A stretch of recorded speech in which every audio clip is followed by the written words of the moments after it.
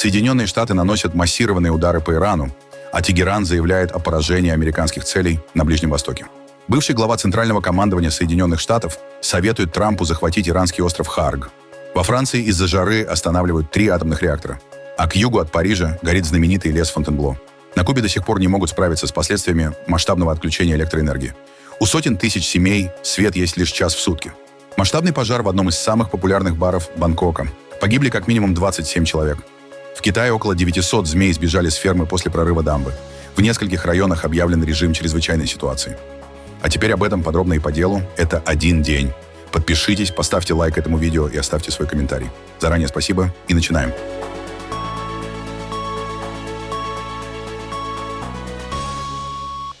Тегеран заявил о новых ударах по американским объектам на Ближнем Востоке. Корпус стражей Исламской революции сообщил, что атаки стали ответом на агрессию американской армии.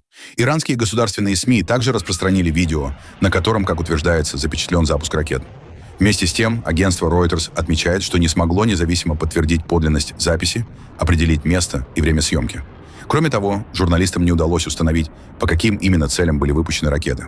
Одновременно иранские СМИ сообщили, что в результате удара по американским военным объектам в Кувейте якобы были уничтожены пусковые установки «Хаймарс», а также контейнеры с ракетами, которые, по утверждению Тегерана, готовились к ударам по территории Ирана.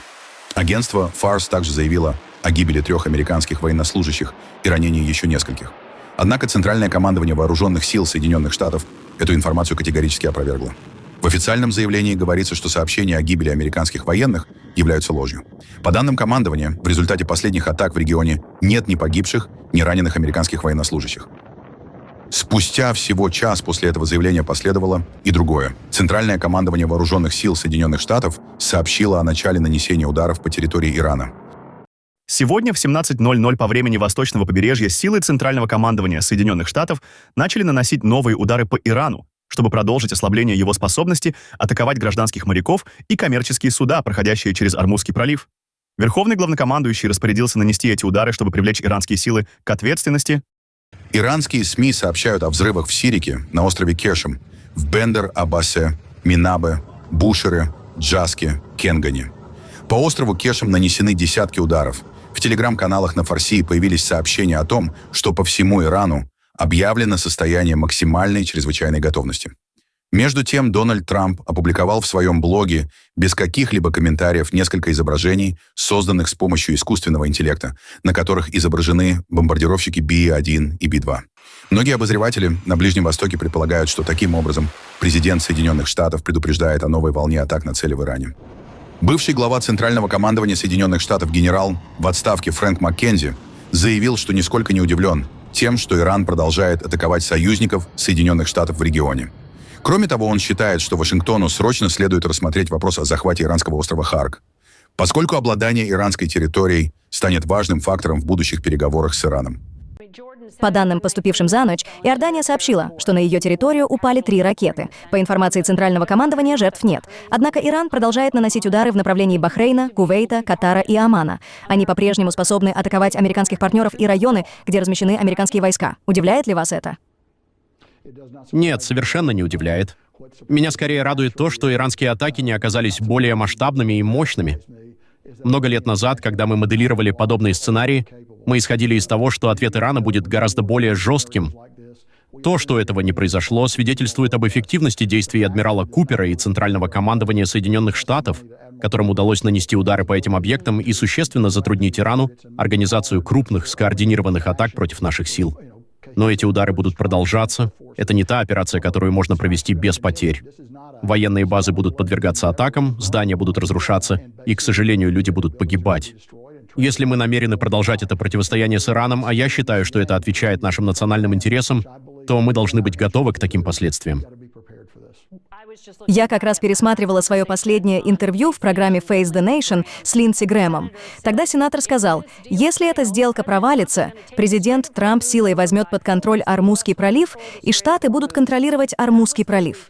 Каким образом Соединенные Штаты могут установить контроль над Ормузским проливом? Маргарет, у нас, безусловно, есть возможность контролировать Ормузский пролив, если президент решит пойти по такому пути. Послушайте, до сих пор он пытался добиться дипломатического и политического решения, и я это поддерживаю. Думаю, мы все хотели бы, чтобы именно это стало конечным итогом. Но факт остается фактом. Иран, как правило, реагирует только на военную силу и максимально жесткое давление. Речь не идет о смене режима. Мы говорим о том, чтобы изменить взгляды и действия крайне радикального режима. Это возможно. У нас есть необходимые возможности. Эти возможности находятся в распоряжении вооруженных сил Соединенных Штатов. Если президент решит их использовать, это будет включать открытие Ормузского пролива, обеспечение его постоянной открытости для судоходства и в том числе захват острова Харк. Если мы решим пойти на такой шаг, я бы добавил, что об этом стоит серьезно задуматься, потому что контроль над частью иранской территории стал бы важным фактором на будущих переговорах с Ираном. Таким образом, все эти варианты остаются на столе. Я не знаю, какой именно путь мы выберем, но знаю, что такие возможности у нас есть. Посол Соединенных Штатов при НАТО Мэтью Уитакер в воскресенье предупредил Иран, что Штаты ответят сокрушительной силой на иранские атаки на коммерческие суда в Ормузском проливе. Он также призвал Тегеран отказаться от ядерных амбиций и придерживаться всех пунктов мирного соглашения. Коммерческое судоходство в Ормузском проливе нельзя терроризировать. И очевидно, что меморандум о взаимопонимании между сторонами всегда основывался на результативности. И президент Трамп предупреждал, если судоходство подвергнется нападению или если иранцы захотят проявить агрессию, Штаты ответят подавляющей силой. Мы видели это, когда пару ночей назад были атакованы 3 судна, более 90 военных ударов по целям. В ходе этой последней атаки Соединенные Штаты атаковали 140 или более военных целей. Потому что именно это и нужно делать. Нужно демонстрировать силу, нужно убедиться, что иранцы не получат от этого выгоды. Нужно убедиться, что пролив продолжает функционировать. Могу сказать вам, что иранцам нужно навести порядок в своих делах. Тем, кто запускает ракеты и беспилотники по кораблям, нужно убедиться, что они координируют свои действия с участниками переговоров о мирном соглашении. И что все они придерживаются одной точки зрения, потому что, как мне кажется, это не так. И я думаю, что в конечном итоге в их интересах продолжать работу над соглашением, изложенным в меморандуме о взаимопонимании, чтобы они выполняли условия этого меморандума, и чтобы мы продолжали двигаться вперед к долгосрочному соглашению, которое не только сохранит Ормузский пролив открытым и свободным от пошлин, но и гарантирует, что Иран откажется от своих ядерных амбиций. Между тем, постпред Соединенных Штатов в ООН Майк Уолтс заявил, что Ормузский пролив сейчас открыт, а технические переговоры по иранской ядерной программе продолжаются. Однако он также пригрозил Тегерану дальнейшей эскалацией и серией очередных ударов, если будут попытки блокировать движение кораблей. Угрожать гражданскому судоходству только потому, что вы не добились своего, недопустимо. Нельзя брать мировую экономику в заложники. Президент не намерен это терпеть. Он ясно дал понять, если Иран продолжит не только нарушать достигнутые договоренности, но и международное право, это повлечет за собой последствия. При этом, Мария, стоит отметить, что технические переговоры по иранской ядерной программе продолжаются. Именно этому президент Трамп всегда уделял наибольшее внимание. Обсуждаются вопросы проведения инспекций, дальнейшая судьба высокообогащенного урана и самой программы обогащения. Работа по этим направлениям продолжается, однако мы не намерены мириться с нападениями на гражданские суда. Президент Трамп уже дал ответ. Он был соразмерным. Но в конечном итоге Ирану придется заплатить за свои действия. Президент также предупреждает о последствиях, если Ормузский пролив не останется открытым. Складывается впечатление, что именно ситуация вокруг Ормузского пролива становится главным очагом напряженности. Так открыт он или нет? Да, пролив открыт, как заявило Центральное командование Соединенных Штатов. Более того, большинство целей, по которым мы наносили удары в последние несколько ночей, были непосредственно связаны с иранскими радарами, системами обнаружения, беспилотниками и ракетными батареями, расположенными в районе Ормузского пролива. Наша задача — уничтожить и ослабить их возможности атаковать мировую экономику. Мы намерены лишить Иран этого рычага давления. Президент Соединенных Штатов Дональд Трамп рассказал, что в последний раз разговаривал с сенатором-республиканцем Линдси Грэмом вечером 11 июля, всего за несколько часов до его смерти. В интервью NBC News Трамп сообщил, что Грэм позвонил ему сразу после возвращения из поездки в Украину, признался, что устал после длительного перелета, однако не жаловался на состояние здоровья. Во время разговора сенатор вновь призвал президента поддержать законопроект Save America Act, и Трамп заверил, что документ будет принят.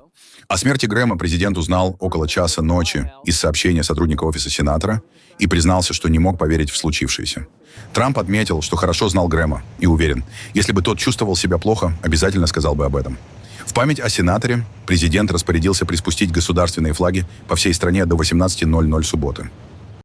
В честь замечательной жизни и достижений сенатора Линдси Грэма, моего дорогого друга и поистине великого человека, который так много сделал для нашей страны и своего любимого родного штата Южная Каролина, я приказываю приспустить все американские флаги на территории Соединенных Штатов до 18:00 в субботу.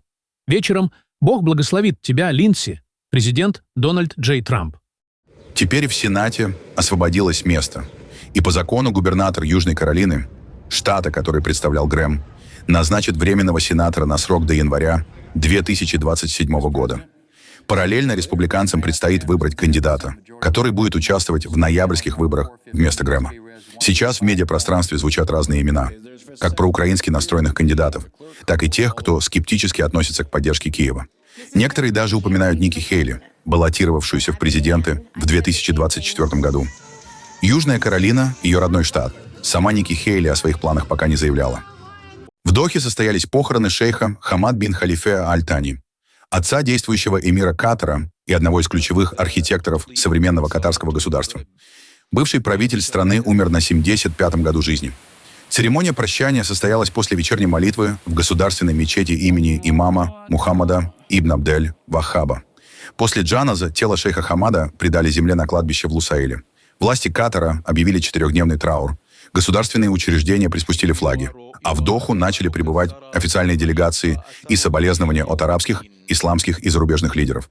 Шейх Хамад бин Халифа Аль-Тани возглавил Катар в 1995 году и правил до 2013, когда добровольно передал власть сыну, нынешнему эмиру шейху Тамиму бин Хамаду Аль-Тани.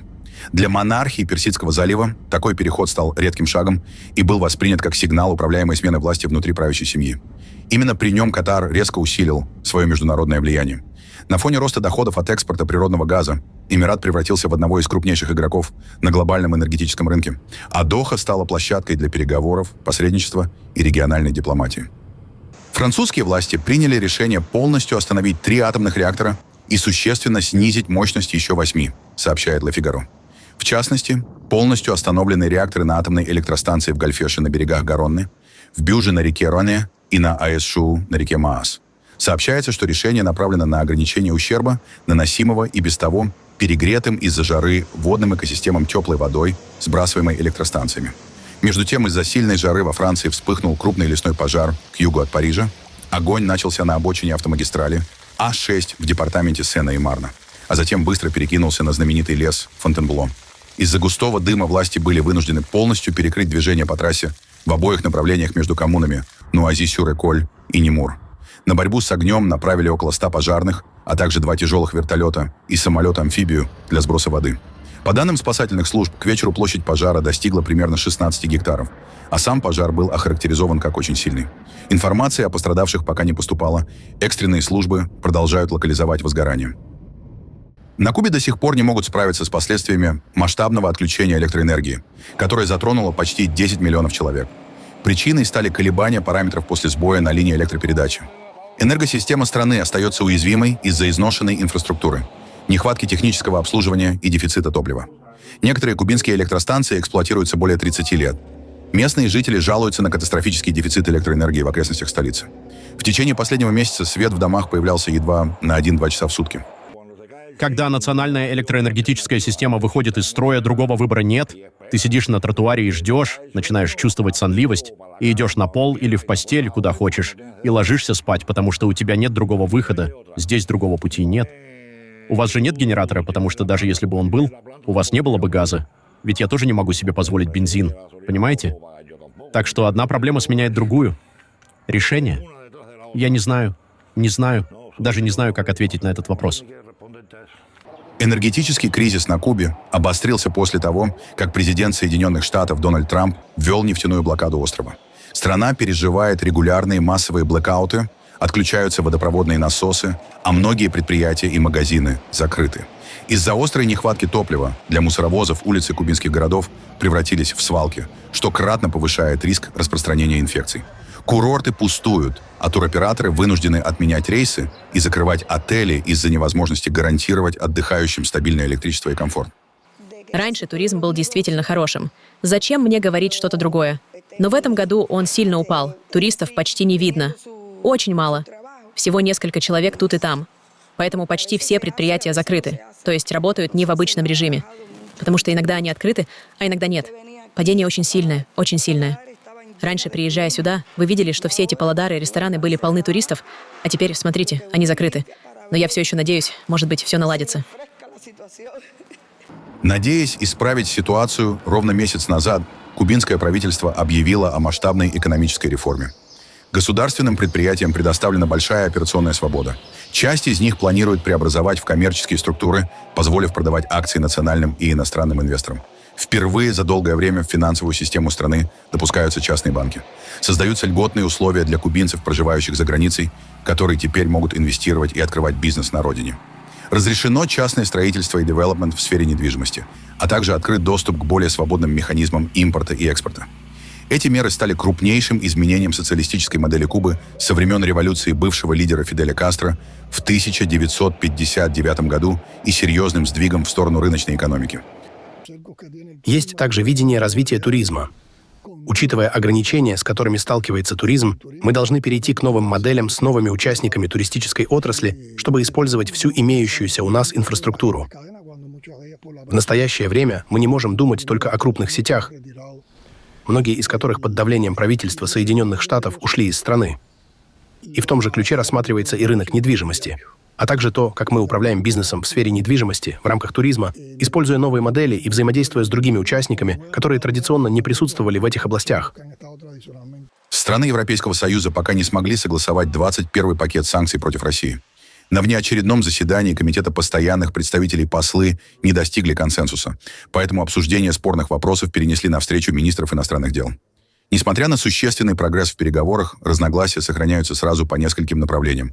В частности, ряд стран выступает за смягчение ограничений в отношении российского рыболовства, тогда как Еврокомиссия предлагает более жесткие меры. Кроме того, продолжаются споры вокруг запрета на въезд в Евросоюз для российских участников войны, изменений в нефтегазовой политике и расширения персональных санкционных списков, включая возможное введение ограничений против патриарха Кирилла. У Евросоюза остается совсем немного времени для достижения компромисса. Крайний срок утверждения нового пакета санкций – 15 июля, поскольку к этой дате необходимо обновить механизм ценового потолка на российскую нефть. Если договориться по всему пакету не удастся, решение о новом уровне ценового потолка на нефть страны Евросоюза могут принять отдельно уже 13 или 14 июля. По меньшей мере 27 человек погибли в результате крупного пожара, вспыхнувшего в ночь на понедельник в одном из популярных баров Бангкока. Еще несколько пострадавших госпитализированы, сообщил премьер-министр Таиланда Анутин Чарнвиракул, прибывший на место трагедии. По данным спасателей, пожар начался незадолго до полуночи. Очевидцы рассказали, что пламя стремительно охватило здание, а посетители пытались спастись через главный вход. Музыкант, выступавший в баре в момент происшествия, сообщил, что возгорание началось в районе электрощитка. Затем произошел взрыв, после чего помещение быстро заполнили дым и огонь. Многие не смогли выбраться. Они побежали в заднюю часть здания и пытались укрыться от дыма и пламени в туалетах. Именно там обнаружили большинство погибших. Пожарным удалось локализовать возгорание примерно за 30 минут. После тушения внутри здания были обнаружены полностью выгоревшие помещения с обрушившимся потолком. По информации местных СМИ, несколько человек по-прежнему считаются пропавшими без вести. Причины пожара устанавливаются, ведется расследование. На юго-востоке Бангладеш жертвами масштабных наводнений, вызванных проливными муссонными дождями, и циклоном в Бенгальском заливе стали по меньшей мере 50 человек. По данным властей, более миллиона жителей остаются заблокированными в пострадавших районах, а почти 268 тысяч домохозяйств оказались отрезаны от внешнего мира. Размытые дороги, разрушенные мосты и затопленные автомагистрали существенно осложняют доставку гуманитарной помощи. Особенно тяжелая ситуация сложилась в горном районе Бандарбан, где оползни перекрыли ключевые транспортные маршруты, а вышедшие из берегов реки затопили населенные пункты и вынудили людей покинуть свои дома. Большинство погибших стали жертвами оползней и внезапных поводков, сошедших с возвышенностей. После того, как уровень воды начал постепенно снижаться, жители вернулись, чтобы оценить масштабы разрушений, обнаружив уничтоженные или смытые водой дома и имущество. Военные и волонтеры круглосуточно доставляют в изолированные населенные пункты продовольствие, питьевую воду, медикаменты и предметы первой необходимости, Однако жители отдаленных районов сообщают о нехватке помощи. Ранее на этой неделе сильные дожди также вызвали оползни в лагерях беженцев Рохинджа в районе Кокс-Базара, где погибли 16 человек, включая женщин и детей. Прошло 4 дня с тех пор, как мы оказались в ловушке, и наши дома затоплены. Моя мебель и имущество стоимостью около 30 тысяч така повреждены. Сегодня я вернулся домой после 3 дней. Мы с друзьями и соседями помогаем друг другу убирать и спасать. Последние несколько дней мы почти голодаем. Ситуация очень плохая. Мы будем благодарны за любую помощь. Воды смыли большую часть моих вещей. Мне удалось взять с собой кое-что. Остальное исчезло или было повреждено водой. Дом разрушен со всех сторон. Я вернулась сегодня, но жить в нем теперь невозможно. Я временно нашла убежище по соседству. Мне некому помочь. Я одна и беспомощна.